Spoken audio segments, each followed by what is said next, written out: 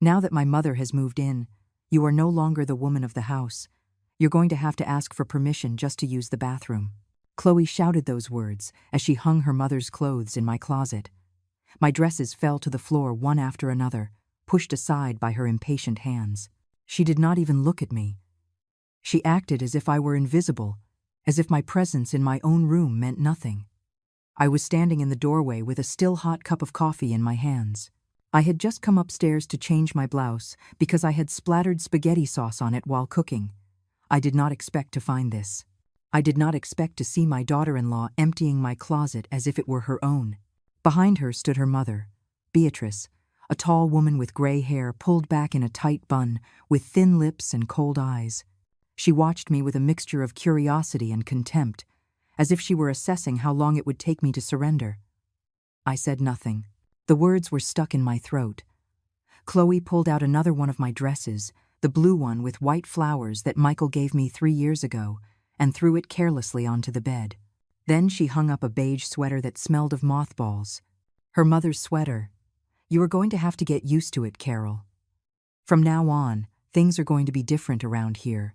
Her voice was firm, almost cheerful, as if she were announcing good news. I felt the floor move beneath my feet. I wanted to speak, to say that this was my house, that this was my closet, that no one had asked me anything. But when I opened my mouth, only a broken whisper came out. "Chloe, I did not." She raised her hand without turning to look at me. "I do not want to hear any complaints. My mother needs a decent place to live. I am not going to leave her in that damp apartment where she was. Michael has already agreed, so there is nothing more to discuss. Michael, my son, the man I raised, whom I fed, whom I stood by at every moment of his life.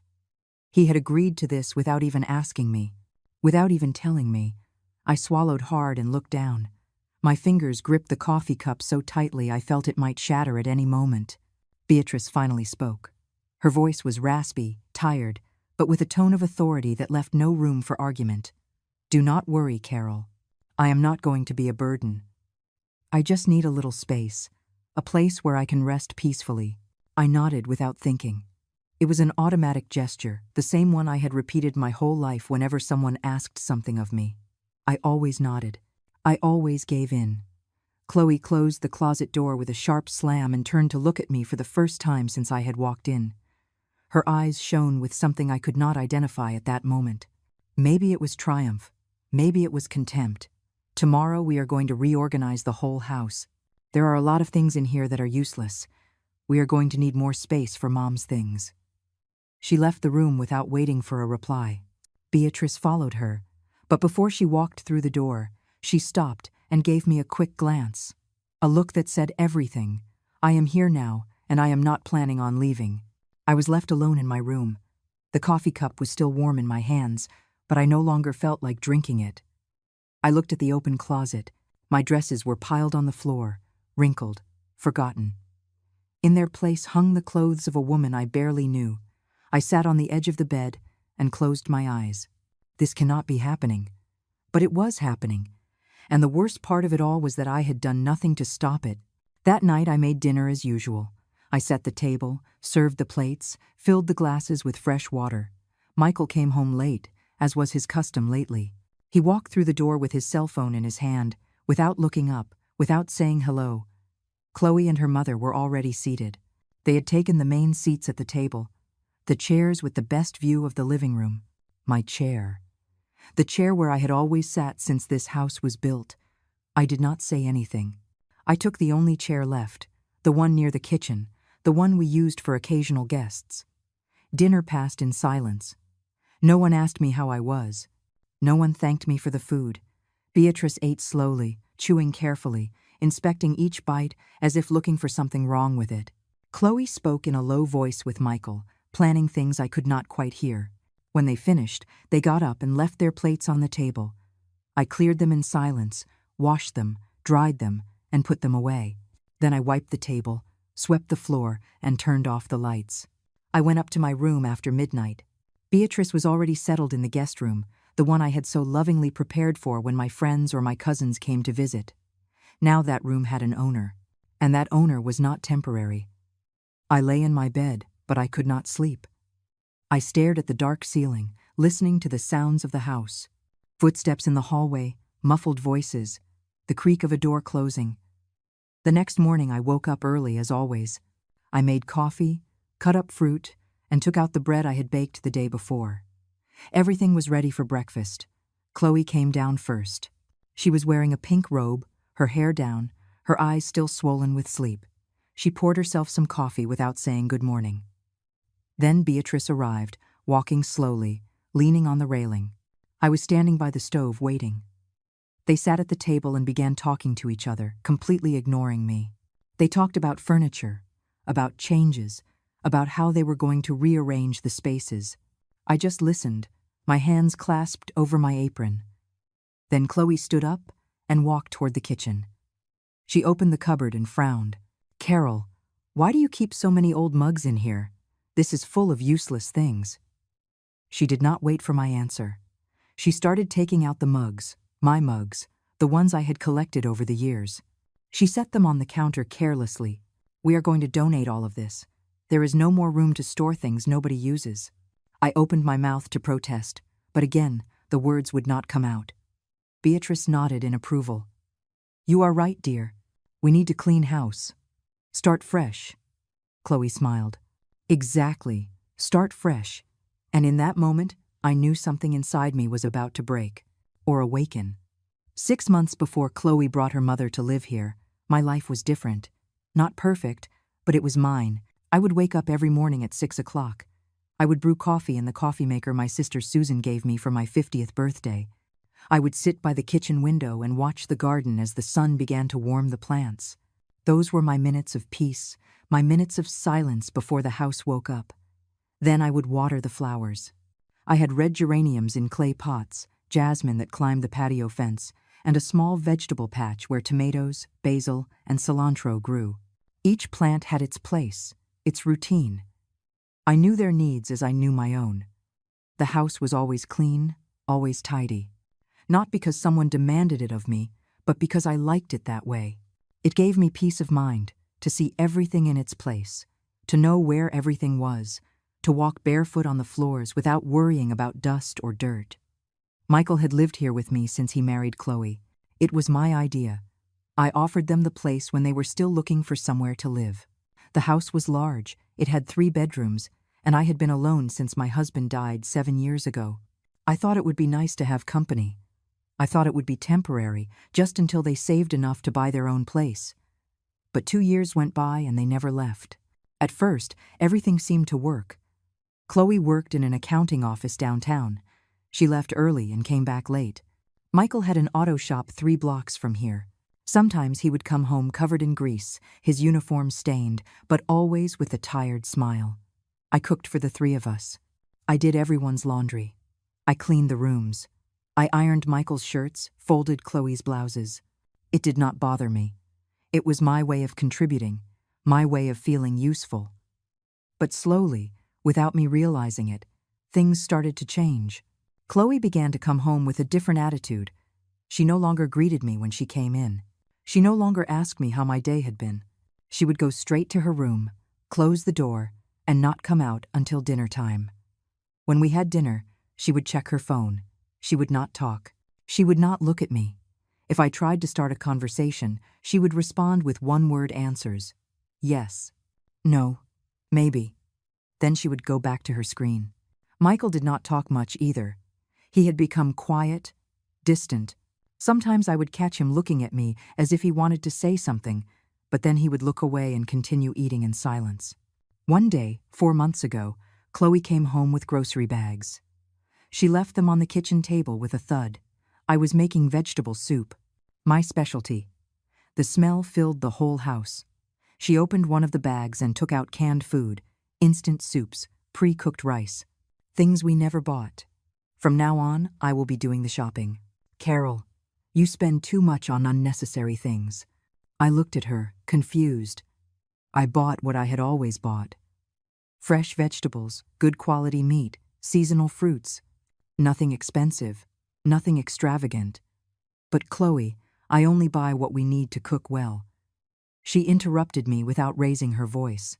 We do not need such elaborate cooking. This is enough. Besides, we are saving for other things. She did not say what things. She did not explain anything else. She just put the cans in the pantry and left the kitchen. That night, I served my soup as usual. Michael ate without saying a word. Chloe barely tasted a couple of spoonfuls and then pushed the bowl toward the center of the table. It is too salty. It was not salty. I had tasted the broth before serving it. It was perfect, as always. But I did not say anything. I just took her plate and carried it to the sink. The following week, Chloe brought more changes. She moved the living room furniture without asking me. The armchair where I used to sit and knit in the afternoons was now pushed into a corner against the wall. In its place, she put a new glass coffee table with sharp edges. This looks more modern, do not you think? I nodded, even though I did not like it. The glass was cold, impersonal, and that armchair held memories. I used to sit there with my husband to watch the news. Michael used to fall asleep there as a child after a long day at school. But what I thought no longer mattered. Then came other changes. Chloe started inviting her friends over to the house. They would arrive in the afternoons, sit in the living room, laugh loudly, and leave dirty glasses on the new glass table. I would clean everything up after they left, wiping away the stains, putting away the dishes. They never introduced me. I was invisible to them. Just the lady who cleaned. One Saturday morning, while I was watering the garden, Chloe came out to the patio with a critical look. These plants are very neglected. Carol, you should prune them more often. I looked at my geraniums, my jasmine. They were beautiful, blooming as always. But they are fine. Chloe, look how many flowers they have. She shook her head. No, they are too big. They take up too much space. I am going to call a gardener to fix all this. She did not call a gardener. She called a man who came with an electric trimmer and cut the branches without care. My jasmine was reduced to bare stems. The geraniums lost half their flowers. I watched everything from the kitchen window, my hands clenched on the edge of the sink, feeling something inside me wither along with my plants. Michael said nothing. When I asked him why he had allowed Chloe to do that, he just shrugged. It is her house too, Mom. She has the right to change things. Her house too. Those words hurt me more than anything else. I bought this house with the money my husband and I saved over 30 years of work. The deed was in my name. But to Michael, to Chloe, that did not seem to matter anymore. Little by little, I began to shrink. I spoke less. I asked permission for things I used to do without thinking. Can I use the living room? Can I turn on the television? Can I invite my cousin Paige over for coffee? The answer was almost always no, or worse, a silence that meant no without needing words. I stopped sitting in the living room. I stayed in the kitchen or in my room. I stopped watching my favorite shows because Chloe always wanted to watch hers. I stopped cooking the recipes I liked because she said they were too complicated, too expensive, too heavy. I stopped being me. And then, one Tuesday afternoon, Chloe came home with news that would change everything. I was sitting in the kitchen peeling potatoes when she walked in with a serious expression. Carol, I need to talk to you. I put the knife down on the table and looked at her. My mother can no longer live alone. Her apartment is in very bad condition. Leaks, dampness, electrical problems. It is not safe for her anymore. I nodded. I knew Beatrice lived in an old building on the other side of town. Chloe complained about it constantly. I understand. Are you going to help her find another place? Chloe looked at me intently. No, she is coming to live here. My heart skipped a beat. Here? In this house? Yes. It is the best solution. She is 68 years old, Carol. She cannot be alone. And we have the space. But we did not have space. The house had 3 bedrooms, one for me, one for them, and one for guests. If Beatrice came, where would she sleep? How long would she stay? Chloe, I understand you want to help your mother, but maybe we could look for another option. There is no other option. Her voice sounded final, definitive. I already talked to Michael. He agrees. We are bringing her things over tomorrow.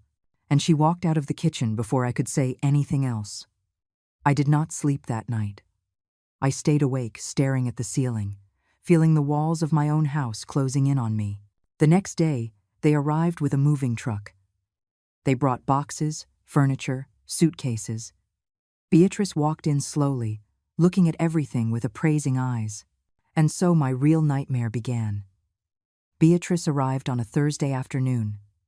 The moving truck parked in front of the house around 3 o'clock. I was in the kitchen making lemonade when I heard the engine turn off and the doors slam shut with a metallic thud. I went out onto the porch, wiping my hands on my apron. The sun was beating down hard on the street. 2 men got out of the truck and opened the back doors.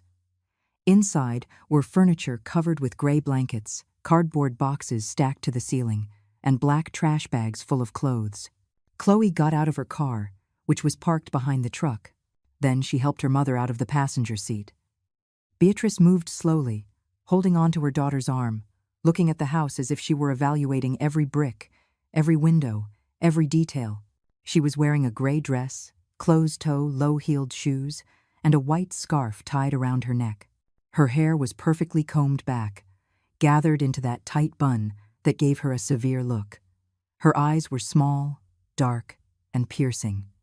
When she saw me standing on the porch, she did not smile. She just nodded slightly, as if it were an obligatory, mechanical greeting. "Good afternoon, Beatrice. Welcome." My voice sounded weaker than I would have liked. She took a few steps toward me, letting go of Chloe's arm. "Good afternoon, Carol. I hope I am not a bother." She said it in a tone that did not seem sincere. It was a rehearsed, prepared line, said only because it was the proper thing to say at that moment. "It is no bother at all. This is your house now." I do not know why I said that. Maybe because it was what was expected of me. Maybe because I still believed that being nice would make things work out better. Chloe walked up the porch steps energetically. "Let's start bringing things up. Mom is going to stay in the guest room. I already got everything ready in there this morning." This morning? I had not seen anything. I had left early for the market to buy fresh vegetables. When I got back, the guest room door was closed. I did not dare to open it. The men from the truck started unloading boxes, one after another. Heavy, full, sealed with brown packing tape. They carried them up the stairs with loud steps. The wooden floor creaked under the weight. I stood on the porch, not knowing what to do. I wanted to offer help, but Chloe was already giving orders, directing the men, pointing where to put each thing. Beatrice entered the house slowly. She stopped in the living room and looked around. Her eyes scanned the furniture, the walls, the framed photographs. There was a picture of me with my husband on our wedding day. Another of Michael, when he was 5 years old, smiling with a missing tooth. Another of the whole family at the beach, 15 years ago, when we were still happy. She said nothing about the pictures. She just kept walking toward the hallway that led to the bedrooms. Chloe appeared behind me. "Carol, could you make some coffee?" Mom always has coffee when she arrives at a new place. It helps her relax. "Of course. I will make it right away." I went into the kitchen and put the coffee pot on the stove. My hands trembled as I measured the ground coffee. I did not know why I was so nervous. It was just one more person in the house. Just someone who needed help. But something about the way Beatrice had looked at me made me feel uncomfortable. The coffee was ready in 5 minutes. I served it in one of my favorite mugs, white with hand-painted flowers. I put sugar in a small saucer and a silver spoon that had belonged to my grandmother. I carried the tray to the living room. Beatrice was sitting in the main armchair, the one that used to be mine. Her hands were crossed in her lap, and she was looking out the window toward the garden. "Here is your coffee, Beatrice." She turned and looked at the cup. Then she looked at me. "Did you put sugar in it?" "Yes, it is here on the saucer." "I do not take sugar. It upsets my stomach." "I am sorry. I did not know. I can bring you another cup without sugar. Do not worry. I will drink it like this." She took the cup and took a small sip. She made an almost imperceptible grimace, but said nothing more. I stood there for a few seconds, unsure if I should leave or stay. Finally, I backed away toward the kitchen. The men finished bringing up the boxes an hour later. Chloe paid them $120 in cash, and they left. The truck started up, leaving a trail of black smoke that hung in the air before disappearing. The house fell silent. A strange, dense silence, as if something invisible had changed. Michael arrived at 7 o'clock in the evening. He came in through the back door as always, his uniform stained with grease, his hair messy, his face tired. He stopped when he saw all the boxes piled up in the hallway. "Your mother-in-law is here?" "Yes. She is in her room resting." He nodded and went straight to the bathroom to wash his hands. He did not ask how I felt. He did not ask if I needed help with anything. He just washed up, changed his clothes, and sat down in front of the television. That night, I made roast chicken with potatoes and carrots. It was one of Michael's favorite dishes. I thought maybe a good dinner would make things feel more normal. I set the table for 4. I poured water into the glasses. I placed folded napkins next to each plate. When everything was ready, I called everyone to dinner. Michael sat in his usual spot. Chloe took the seat across from him. Beatrice came out of her room and approached the table. She looked at the available chairs. One was next to Michael. The other was at the head of the table. My spot. She sat at the head of the table. I stood there with the tray of chicken in my hands. My place had been taken. I had to bring an extra chair from the kitchen and sit at the corner, almost separate from the rest of the table. No one said anything. I served the plates in silence. I passed the bread basket. I refilled the glasses with more water. Beatrice tried a bite of chicken. She chewed slowly, her lips pressed together. Then she put her fork down on the plate. "It is a little dry. I am sorry. Maybe I left it in the oven too long." She did not reply. She just pushed her plate forward a few inches. Chloe ate quickly, without looking up. Michael did not say anything either. He just ate, staring at his plate, as if he were alone at the table. After dinner, I cleaned up everything. I washed the dishes, put away the leftovers, and cleaned the stove. It took me almost an hour. When I finished, the kitchen was spotless, but I was exhausted. I went up to my room after 10 o'clock at night. I closed the door and sat on the edge of the bed. My shoes were worn. My feet ached. My hands smelled of soap and detergent. I heard voices in the next room. Chloe and Beatrice were talking. I could not make out the words, but the tone was low, conspiratorial. I lay down and closed my eyes, trying not to think about anything. The next morning, I woke up at 6 o'clock as always. I went down to the kitchen and made coffee. I took bread out of the freezer and put it in the oven to warm up. I cut fresh fruit, pineapple and melon, and arranged it on a plate. Beatrice came down at 7 o'clock. She was wearing a cream-colored housecoat and pink slippers.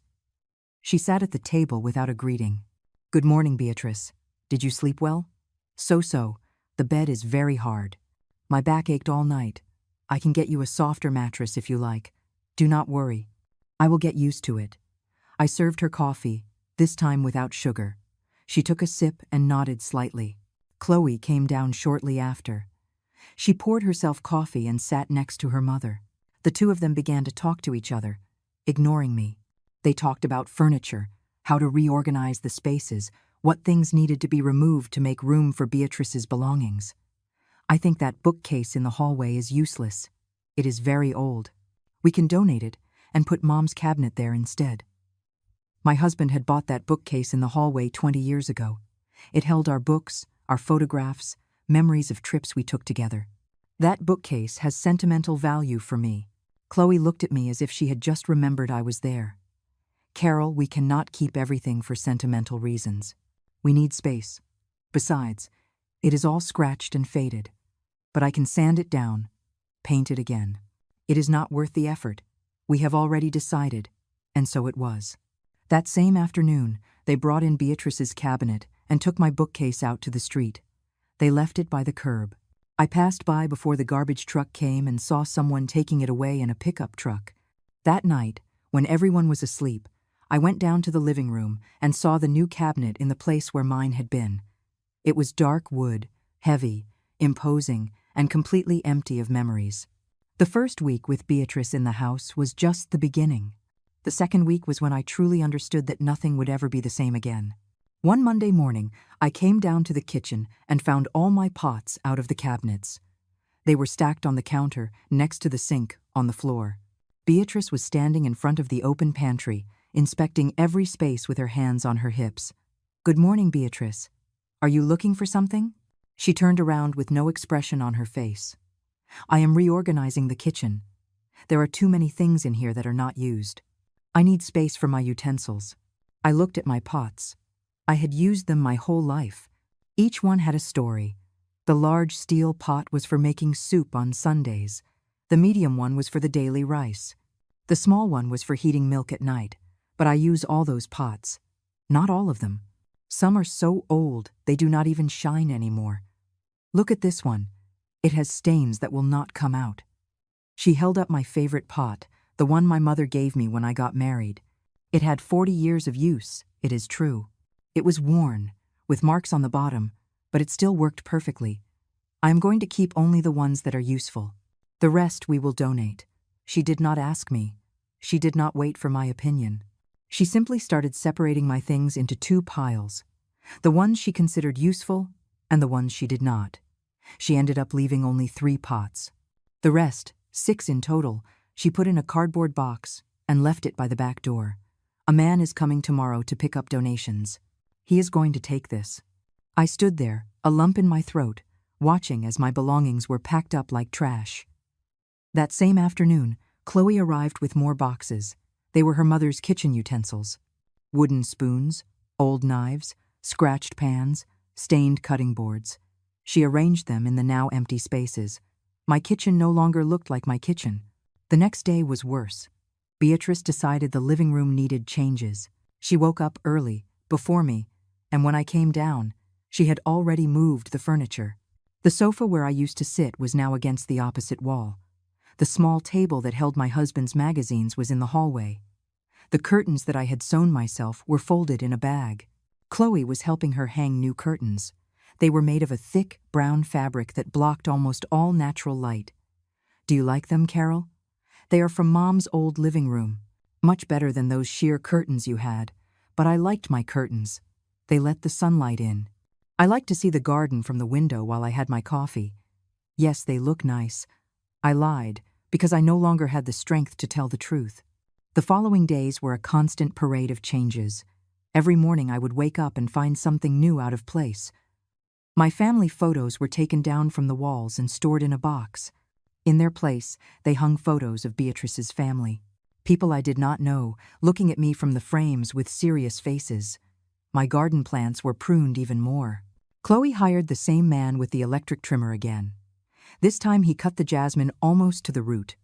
She said they were invading the patio space and that her mother needed a place to put a chair and sunbathe. My geraniums were pulled out and replaced with succulents that Beatrice brought from her old apartment. Plants that do not need much care, she said. More practical, practical. That word started to haunt me. Everything I had, everything I did, was considered impractical, unnecessary, obsolete. One afternoon, I was folding clean laundry in my room when Chloe entered without knocking.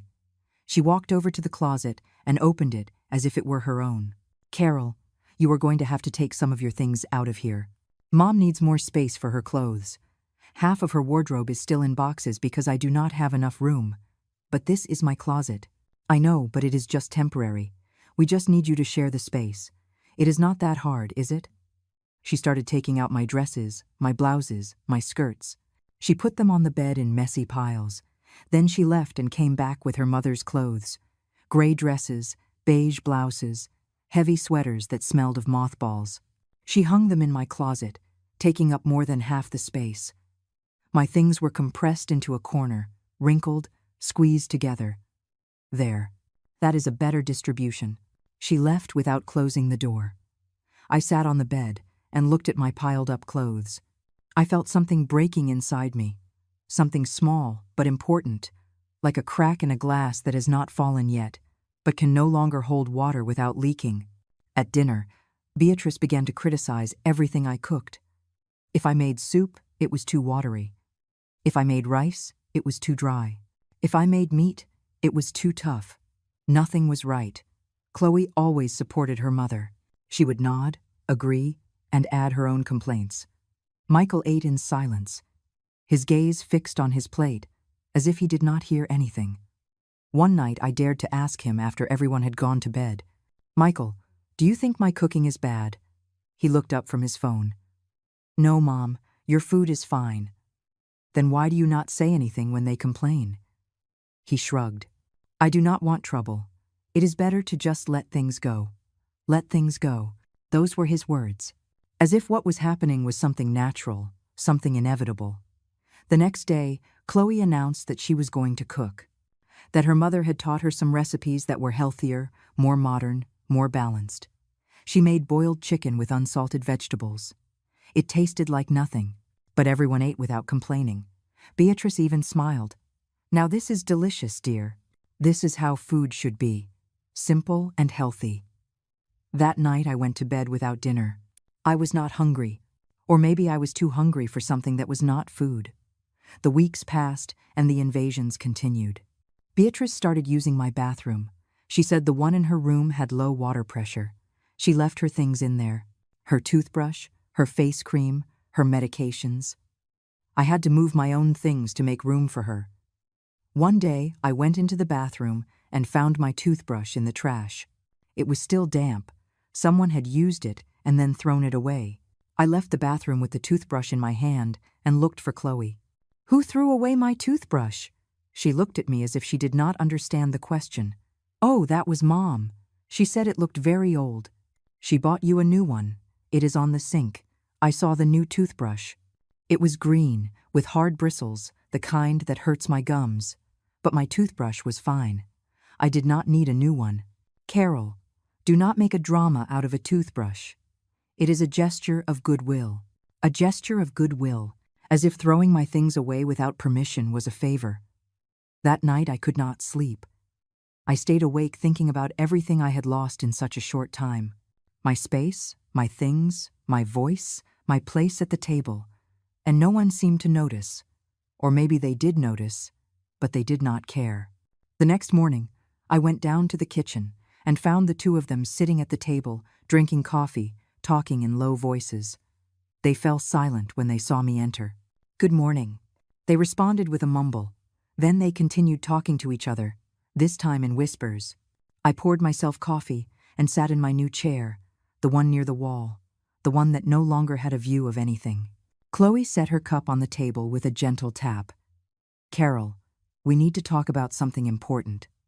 My heart started to beat faster. Mom does not feel comfortable sharing the spaces. She needs her privacy. So we thought it would be better if you used the living room and dining room less. That way she can be more at ease during the day. Use the living room and dining room less?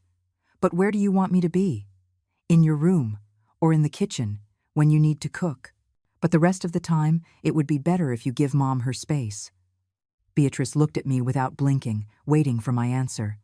But this is my house. The words came out before I could stop them. Chloe frowned. It is everyone's house, Carol. And we all have to make sacrifices to live together in harmony. Mom is older. She needs peace and quiet. You are younger. You can adapt. Younger. I was 60 years old. Beatrice was 68.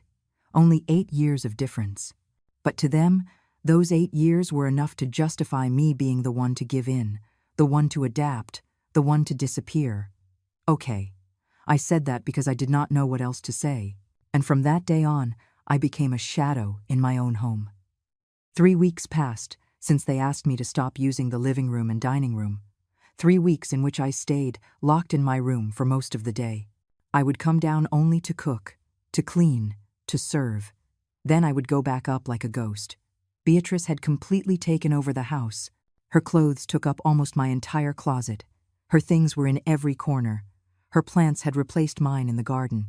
Her presence filled every space to the point that I no longer knew where to stand without being in the way. One Saturday morning, Chloe came up to my room. She did not knock. She just walked in with an expression I could not decipher. Carol, we need to talk. I sat on the edge of my bed. She stood in front of me, her arms crossed. Mom and I have been thinking. This house is big, yes, but it is not big enough for 4 people living here permanently. We need more space, more organization. I nodded, not understanding where she was going. So we have decided we are going to do some renovations. We are going to expand Mom's room. We are going to knock down the wall that separates her room from this small bathroom we hardly use. That way she will have her own private bathroom and more space for her things. But I use that bathroom. You do not need it anymore. You can use the main bathroom next to our room. It is not a big deal, Carol. It is just a bathroom. It was not just a bathroom. It was the last space that still felt like mine. But none of that mattered anymore. When are they going to start? Next week. I have already hired the contractor. It is going to cost around $2,500, but it is worth it. Mom needs to be comfortable. $2,500. To tear apart my house. To take away another piece of what was mine. And where are you going to get that money?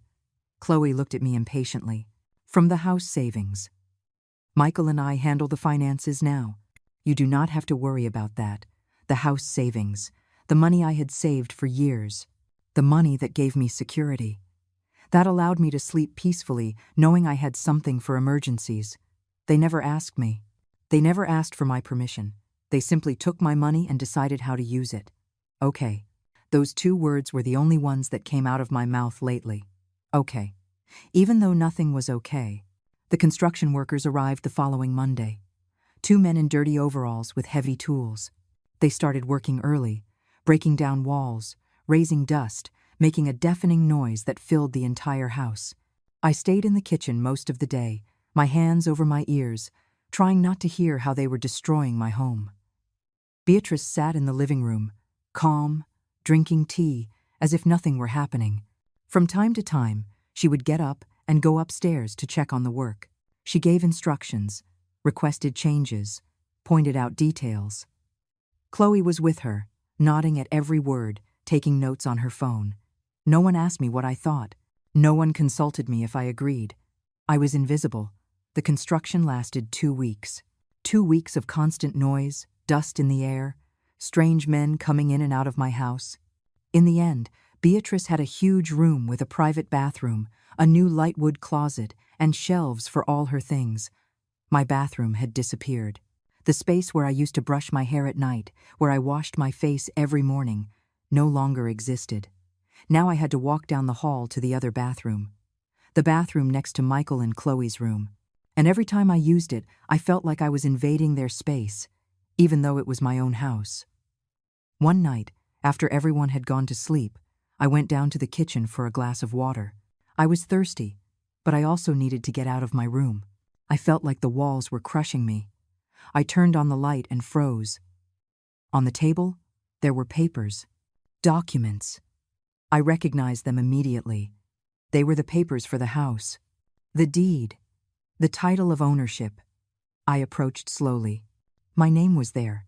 Carol Valdez, sole owner of this property. But next to the papers were other documents. New ones. With small print and official seals. I took them with trembling hands and began to read. It was a transfer of rights agreement. A document that transferred ownership of the house to Michael Valdez. My heart stopped for a second. I kept reading. There was a line at the end. A space for a signature. My signature. But the space was empty. They had not completed it yet. They had not made me sign it yet. But that was the plan. That was the real plan. They wanted to take my house. I left the papers on the table exactly as I had found them. I turned off the light. I went up to my room, my legs shaking. I sat on the bed and tried to breathe. But the air would not reach my lungs. I felt a pressure in my chest that would not go away. I thought about confronting Michael, about asking him what this all meant. But I knew what his answer would be. He would tell me it was for my own good, that it was easier this way, that I was old anyway, and he could manage things better. I thought about talking to Chloe, but she would just tell me I did not understand, that I was exaggerating, that it was a simple legal formality. I had no one to turn to. I had no one on my side. I did not sleep that night. I stayed awake, staring at the ceiling, feeling everything I had built in my life crumbling. The next morning, I went down to the kitchen as usual. I made coffee. I took bread out of the oven. I set the table. Beatrice came down first. She sat down without a greeting. I served her coffee in silence. Chloe arrived shortly after. She took her cup and sat next to her mother. The two of them began to talk about their plans for the day.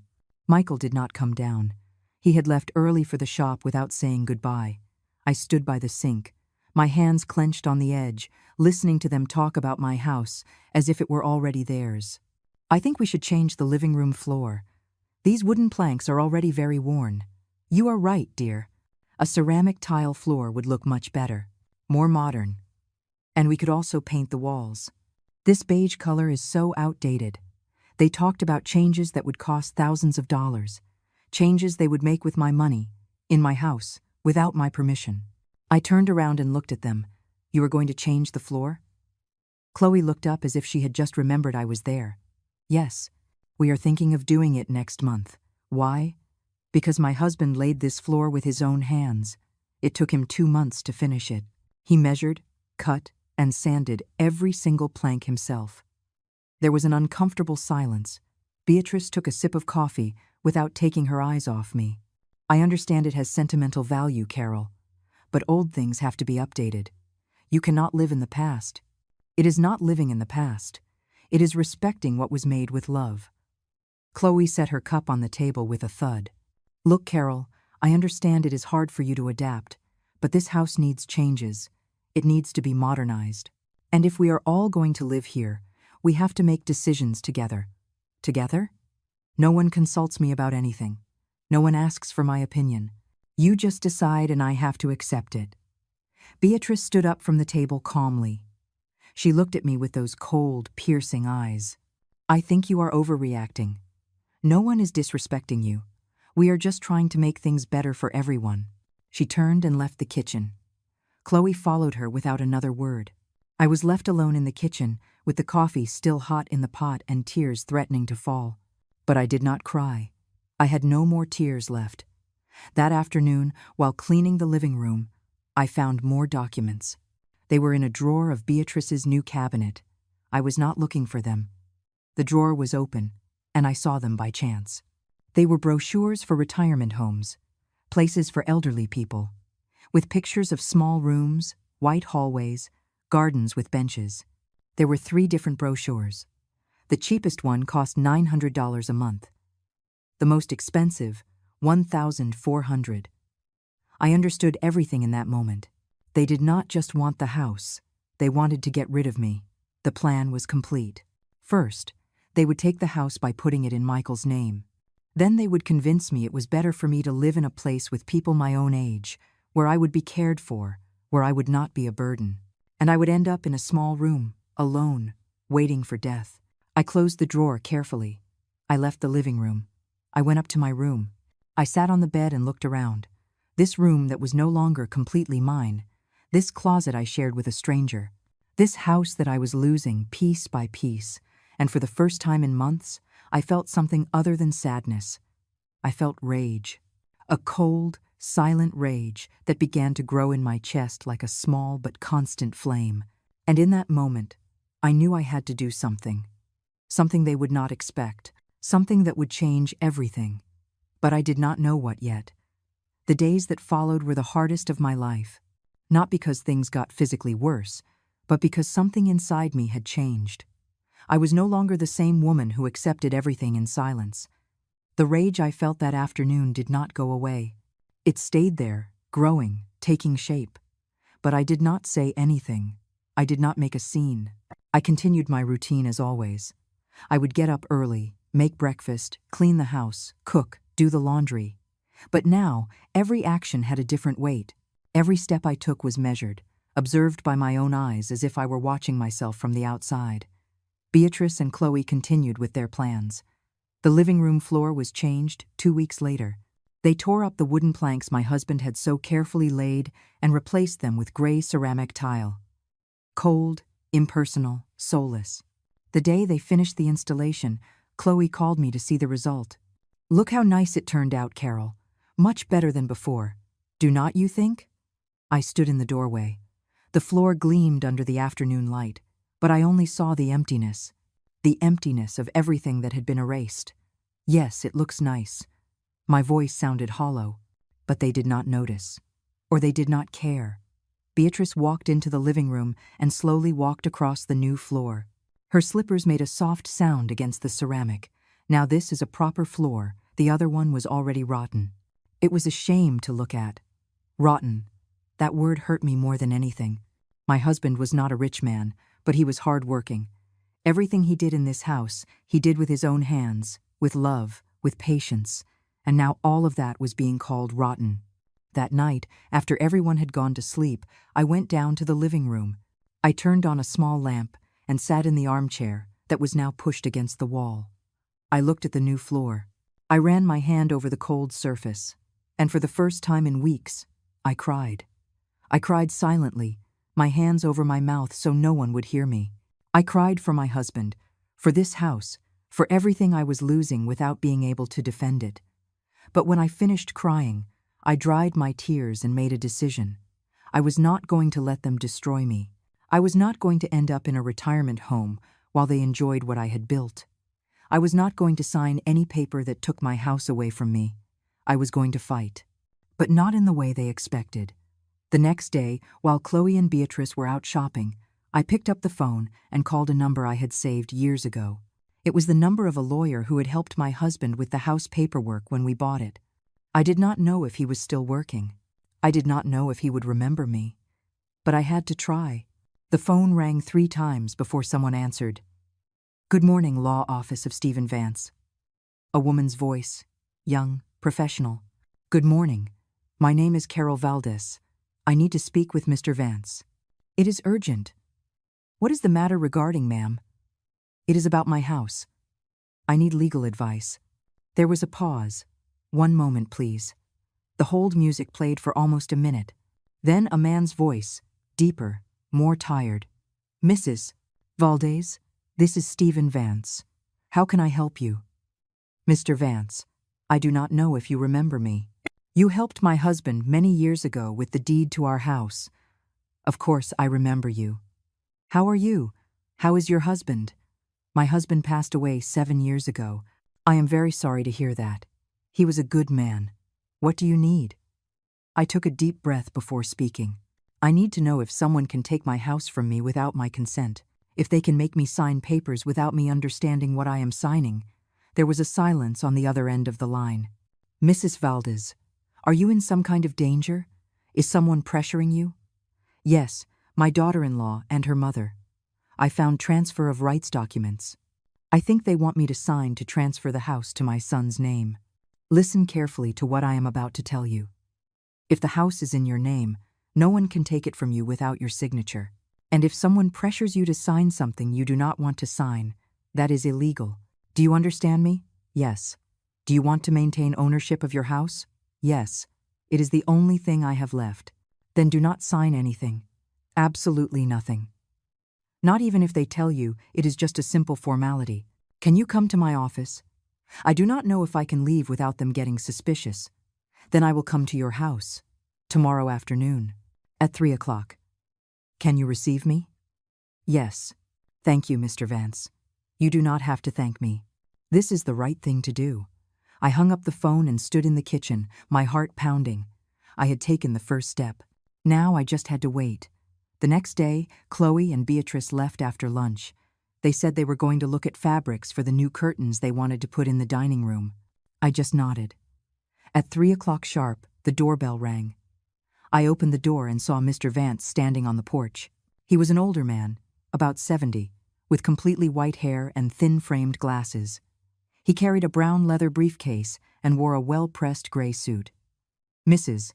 Valdez, it is a pleasure to see you." "Likewise, Mr. Vance. Please, come in." We went into the living room. He sat on the sofa, and I sat in the armchair across from him. I took out the papers I had found and handed them to him. He reviewed them in silence for several minutes. His expression hardened with each page. "This is very serious, Mrs. Valdez. This document is designed for you to give up all your rights to this property.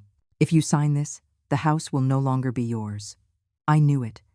"Does your son know you found these papers?" "No. No one knows. Is he involved in this?" "I do not know. I think so, but I am not sure. He never talks to me about these things." The lawyer placed the papers on the table. "Mrs. Valdez, I am going to be very clear with you. These people are trying to steal your assets, and they are doing it in a way that could seem legal if you sign without realizing it. But you have rights, and I can help you protect them. What can I do? First, do not sign anything. Second, if they insist, you call me immediately. Third, you need to think about what you really want. Do you want to continue living here with them? Or do you want to get your peace back, even if it means making difficult decisions? I do not know. I just know I do not want to lose my house. He nodded. Then, we will protect your house. I am going to draft a document that makes it clear that you are the sole owner and that any attempt to transfer without your explicit consent will be void. I am also going to put an alert on the public record so that no one can do any paperwork behind your back. How much is all of this going to cost? $300. But if you do not have that money now, we can arrange it later. No, I have it. I have savings they do not know about. I stood up and went to my room. At the back of my closet, hidden inside an old shoebox, I had a cookie tin. Inside, I kept bills I had been saving for years. Money from the pension checks I received. Money I never spent because I had nothing to spend it on. I took out $400 and went back down. Here you go. Take $400. Keep the extra $100 in case I need anything else. He took the money and put it in his briefcase. I will start the paperwork tomorrow. In a week, you will have all the documents protected. In the meantime, be vigilant. And if anything happens, call me at any time. He handed me his card with his personal number handwritten on the back. Thank you, Mr. Vance. You do not know how much this means to me. I know exactly what it means. I have seen many cases like yours. And it always hurts to see how family can be the worst enemy. He stood up and walked to the door. Before leaving, he turned and looked at me seriously. Mrs. Valdez, you are stronger than you think. Do not give up. I will not. I closed the door and leaned against it. I felt something like hope, something small, fragile, but real. That night, during dinner, Chloe kept looking at me strangely, as if she knew something, as if she had detected a change in me. Are you okay, Carol? You look different. I am fine, just tired. She kept looking at me. Beatrice was also watching me in silence. Did you have visitors today? My heart raced. No. Why? Nothing. Just asking. But I knew they suspected something. Maybe a neighbor saw them. Maybe they noticed something out of place. I finished dinner quickly and went up to my room. I went to bed early, but I could not sleep. Every noise in the house put me on alert. Every footstep in the hallway made me think they were coming to confront me, but no one came. And as I waited in the darkness, I thought about what the lawyer had said. You are stronger than you think. Maybe he was right. Maybe there was still some strength left in me, something they had not managed to destroy. A week after Mr. Vance's visit, I received a call.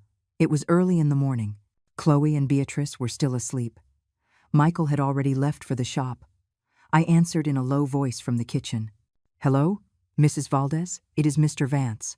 I have good news. Tell me. All the documents are ready. Your house is protected. No one can conduct any transaction without your physical presence and your notarized signature. I also placed a note in the public record indicating that any attempt at transfer must be verified directly with you. I felt a huge weight lift from my shoulders. Thank you, Mr. Vance. I do not know how much I appreciate it. There is something else I need to tell you. Yesterday, I received an inquiry at my office. A man asking about the procedures for transferring rights for a property in the name of Carol Valdez. My breath caught. Who was it?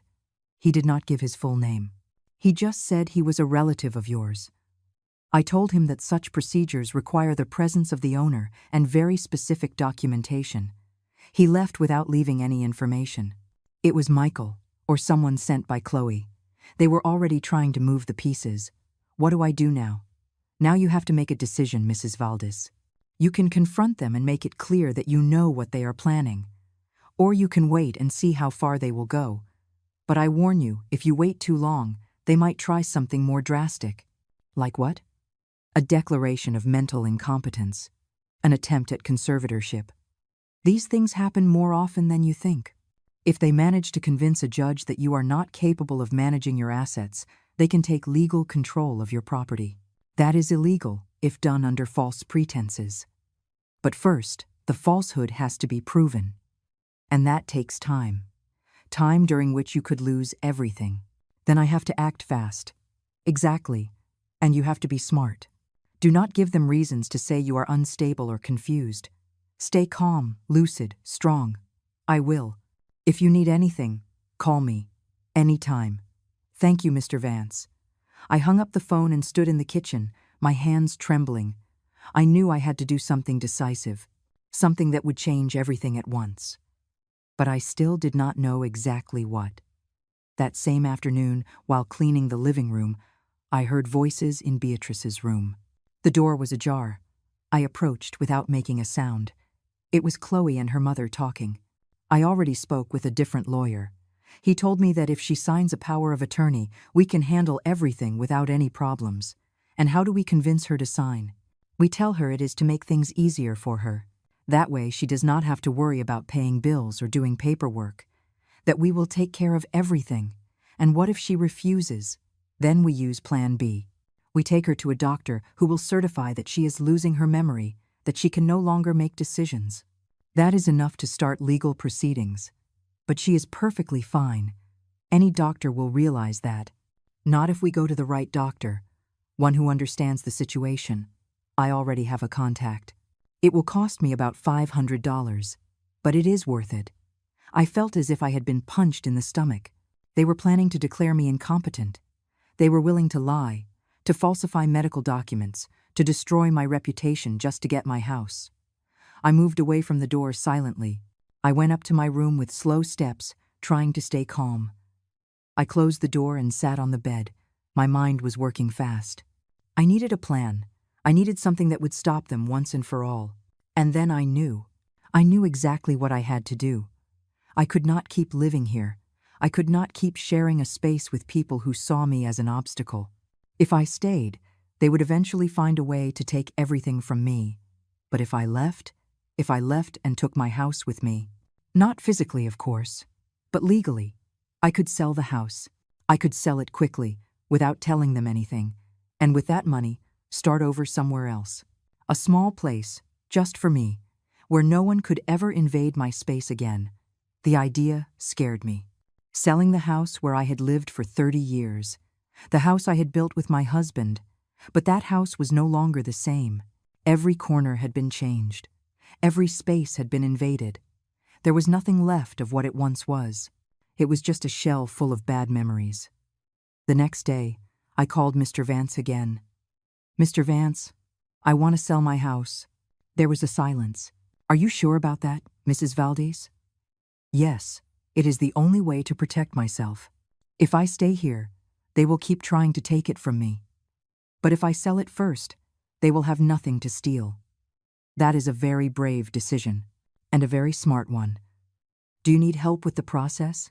Yes, I need it to be fast and discreet. They cannot find out until it is already done. I know a trustworthy real estate agent.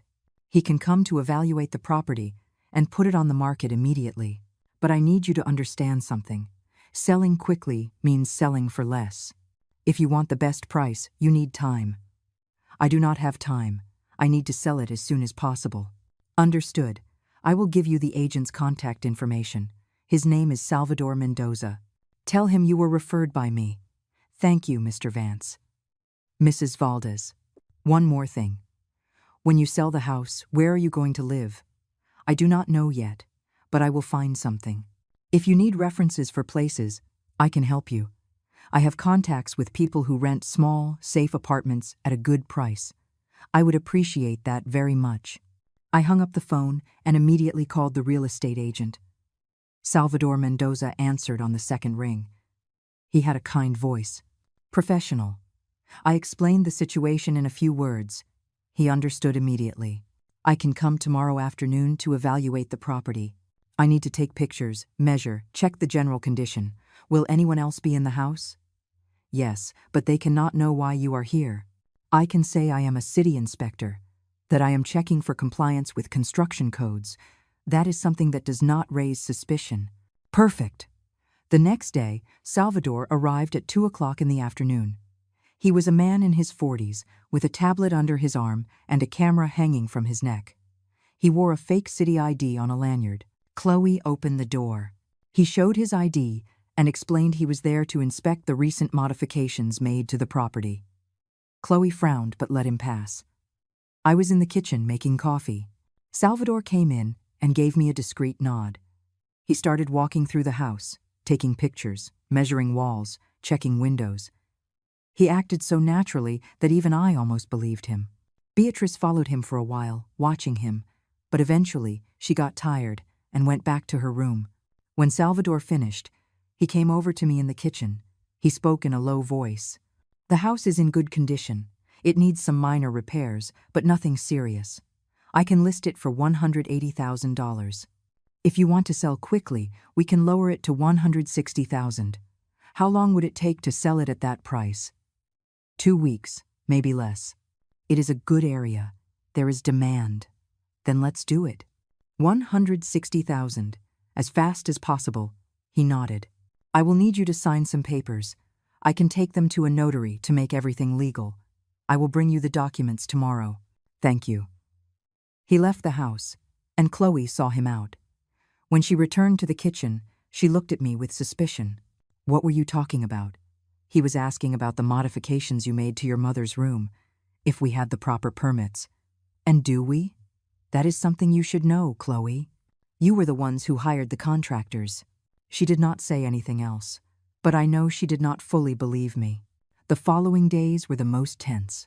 Salvador returned with the papers. I signed them in secret while they were out. The documents were notarized. The house was put on the market privately, without a public listing. 3 days later, Salvador called me. I have 2 offers, one for $155,000, another for $160,000. Both buyers are ready to close in a week. I accept the one for $160,000. Excellent decision. I will proceed with the closing. In 1 week, the money will be in your account, and the house will have a new owner. I hung up the phone with my heart pounding. I had done it. I had sold my house without them knowing. Now I just had to wait for the sale to close. And then I had to plan my exit. That night at dinner, Chloe brought up the subject of the transfer papers again. Carol, we need you to sign some documents. It is just to facilitate the management of the house. Nothing important. She put the papers on the table. The same ones I had seen weeks ago. I looked at them without touching them. I am not signing anything. Chloe blinked, surprised. Excuse me? I said I am not signing anything. This house is mine, and it is going to stay mine until I decide otherwise. Beatrice dropped her fork on the plate with a sharp clank. What is wrong with you, Carol? Why are you being difficult? I am not being difficult. I am just defending what is mine. Michael, who had been eating in silence, finally spoke up. Mom, just sign it. It is easier this way. I looked him in the eyes. My son, the man I had raised. And I barely recognized him. I am not signing it, Michael. And if you keep pressuring me, I am going to take legal action. Chloe stood up from the table in a rage. Legal action? Are you threatening us? I am not threatening you. I am warning you. I left the kitchen and went up to my room.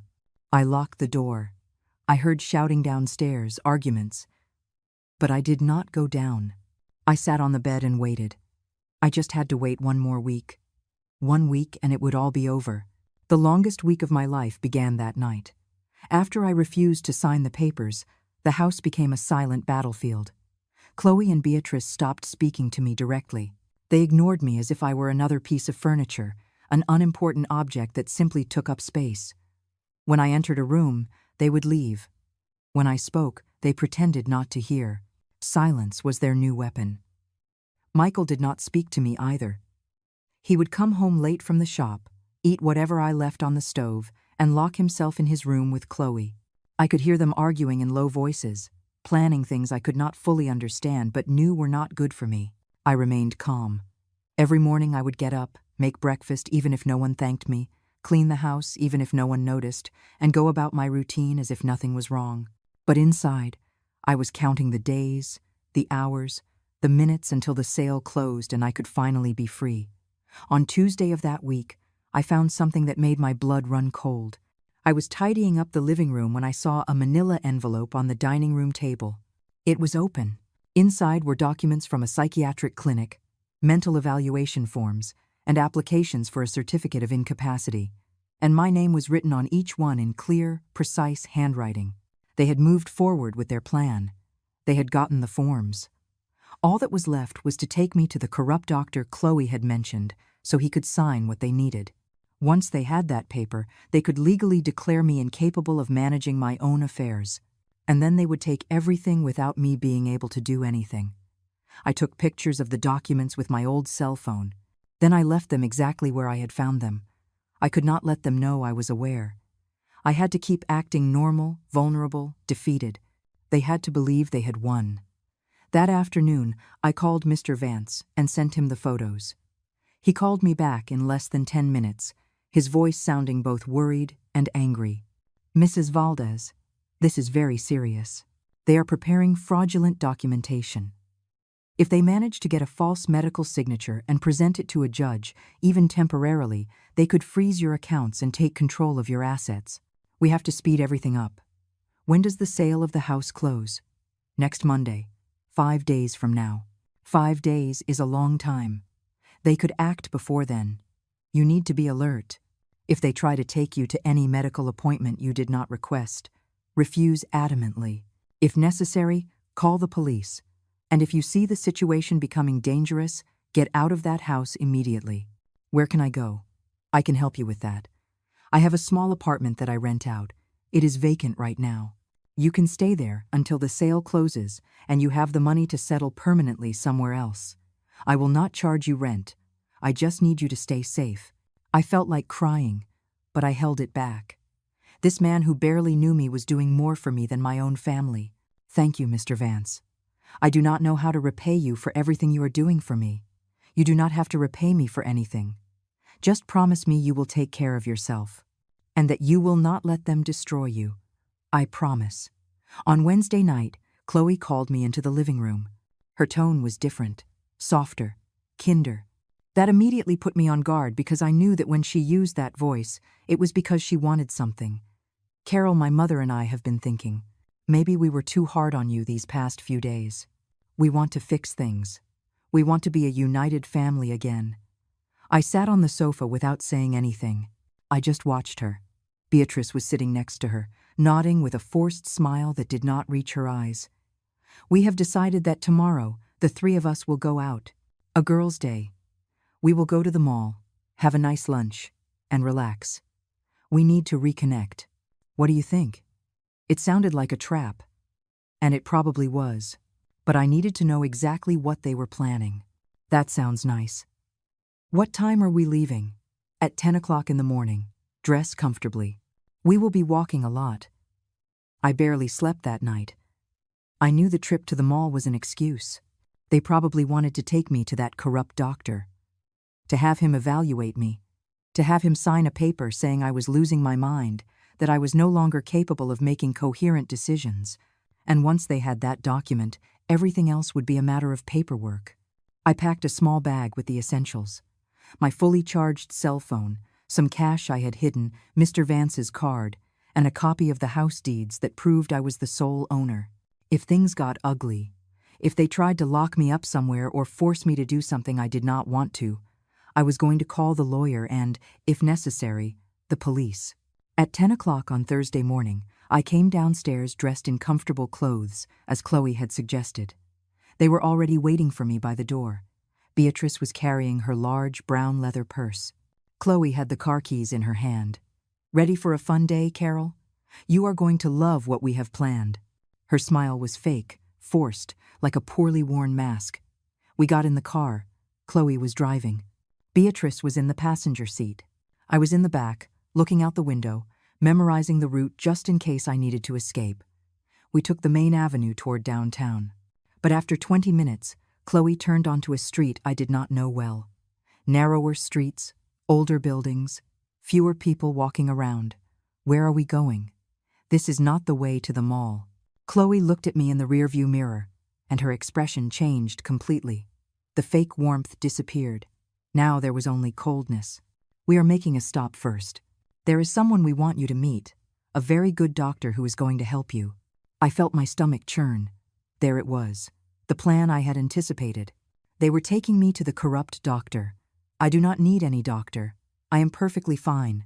That is exactly what someone who needs help would say. Carol, do not worry. It is just a quick evaluation. We just want to make sure you are in good health. I am not going to see any doctor I have not chosen myself. Beatrice turned from the front seat with that cold stare I knew so well. Do not be difficult, Carol. This is for your own good. You have been very confused lately. You have been saying strange things. You need a professional to check you out. I have not said anything strange, and I am not confused. You are trying to declare me incompetent to take my house, but you are not going to succeed. Chloe slammed on the brakes at a deserted corner. She turned to me, fury in her eyes. How did you know? Who told you? Have you been talking to someone behind our backs? I do not need anyone to tell me anything. I found the documents. I know exactly what you are planning, and I am not going to be dragged to any fake medical consultation. Beatrice got out of the car and opened my back door. She tried to pull me by the arm, but I held onto the seatbelt. Get out of the car, Carol, right now. No. Take me back to the house, or I am calling the police. I took out my cell phone, but Chloe tried to snatch it from me. We struggled briefly. I managed to keep it in my hand and dialed the emergency number. Before I could press the call button, Chloe stopped. Fine, we will take you back. But this is not over, Carol. You cannot keep being so selfish. This house belongs to Michael too. He has the right to secure his future. The house is mine. Only mine. And I will decide what happens to it. Chloe started the car with a furious roar. The ride back was in complete silence. A dense, dangerous silence, full of unsaid threats. When we arrived at the house, I quickly got out of the car and almost ran inside. I went up to my room and locked the door. I heard them come in behind me. I heard their raised voices, arguing, planning their next move. I called Mr. Vance with trembling hands. Mr. Vance, they tried to take me to the doctor today. They did not succeed, but I know they are going to try something else. I need to get out of this house. Can you leave right now? Yes. I have a few things packed. Then leave. I am sending you the address of the apartment. The key is under the doormat at the entrance. Go now, before they do something worse. I hung up the phone and grabbed the small suitcase I had packed days ago. Inside, I had clothes for a week, my important documents, and the money I had left. It was all I needed. I opened my bedroom door carefully. The hallway was empty. I went down the stairs slowly, trying not to make a sound. The voices of Chloe and Beatrice came from the kitchen. I reached the front door. I turned the handle, and I walked out of that house that was no longer my home. I walked down the street with my suitcase in hand, feeling the afternoon sun on my face. Every step I took moved me further away from that house that had been my prison for the last few months. I did not look back. I did not want to see the windows, the walls, the garden I had once tended with so much love. That was not mine anymore. It was nothing anymore. I hailed a cab at the corner. I gave the driver the address Mr. Vance had sent me in a text. The trip took 20 minutes. 20 minutes in which my mind kept replaying everything that had happened, everything I had lost, but also everything I was about to regain. The apartment was in a simple 3-story building with a red brick facade and small windows. I went up the stairs to the second floor. I found the key under the doormat, just as the lawyer had said. I opened the door and went inside. It was a small space, but clean. A living room with a worn sofa, a table with 2 chairs, a kitchen with the basics, and a bedroom with a single bed covered in white sheets. The bathroom was tiny but functional. There was no decoration, no pictures on the walls, nothing personal, but it was a safe place, and that was all that mattered at that moment. I left my suitcase on the bed and sat down next to it. For the first time in months, I felt like I could breathe without someone watching me, judging me, planning how to destroy me. The silence of the apartment was different from the silence of that house. This was a peaceful silence, not a threatening one. That night, I slept better than I had in a long time. There were no strange noises, no voices conspiring in the next room, no nightmares of signed papers and lost houses. There was only rest. The next day, Friday morning, I received a call from Salvador Mendoza, the real estate agent. His voice sounded excited and professional at the same time. Mrs. Valdez, I have excellent news. The buyer wants to move up the closing. Instead of waiting until Monday, he wants to close the sale tomorrow, Saturday. He is offering the $160,000 in cash, no financing, no conditions. It is the best offer we could have hoped for. Are you in agreement? Yes, I am in complete agreement. The sooner, the better. Perfect. Tomorrow at 10 o'clock in the morning at the downtown notary's office, I will send you the exact address. Bring your identification and the original deeds to the property. I will take care of the rest. I hung up the phone with my heart racing. Everything was working out better than I had planned. In less than 24 hours, my house would be sold, and I would have the money to start a new life. Far from Chloe, far from Beatrice, far from a son who had chosen his wife over his own mother. That afternoon, my cell phone started ringing non-stop. It was Michael, then Chloe, then unknown numbers that were probably them using other phones. I did not answer any calls. Messages also arrived. Some pleading, some threatening, all desperate. Mom, where are you? Come home, we can talk about this. Carol, you are making a terrible mistake. If you do not come back, we will have to take legal action. I did not reply to any of them. I blocked all the numbers. I had nothing left to say to them. On Saturday morning, I woke up early. I took a shower, put on my best dress, the one I had saved for special occasions. I combed my hair carefully, put on a little makeup. I wanted to look good. I wanted to look strong. I wanted no one to doubt that I was in full possession of my mental faculties. I arrived at the notary's office 15 minutes before the scheduled time. Salvador was already there waiting for me next to a man in his 50s, well-dressed, with glasses and a kind smile. He was the buyer. Mrs. Valdez, it is a pleasure to meet you. My name is Cesar Ramirez. I have seen your house, and it is exactly what I was looking for my family. I promise you we will take very good care of it. His words hurt me a little because they reminded me of everything I was leaving behind, but they also gave me peace. At least the house would be in the hands of someone who valued it, not someone who only saw it as an object to be stolen. We entered the notary's office. An older man with gray hair and a serious expression greeted us. He reviewed all the documents carefully, verified my identity, and confirmed that I was the sole legal owner of the property.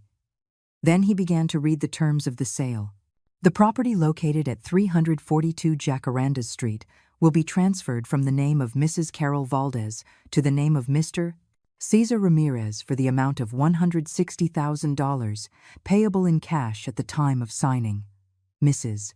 Valdez declares that she is in full possession of her mental faculties and is acting of her own free will without any pressure or coercion. Are you in agreement with these terms, Mrs. Valdez? Yes, I am in complete agreement. I signed the papers with a steady hand. Each signature was a declaration of freedom. Each stroke of the pen was an act of self-justice. When I finished, the notary stamped the documents and handed me a certified check for $160,000. Congratulations, Mrs. Valdez. The sale is complete. The property now legally belongs to Mr. Ramirez. Cesar shook my hand warmly and respectfully. Thank you for trusting me, Mrs. Valdez.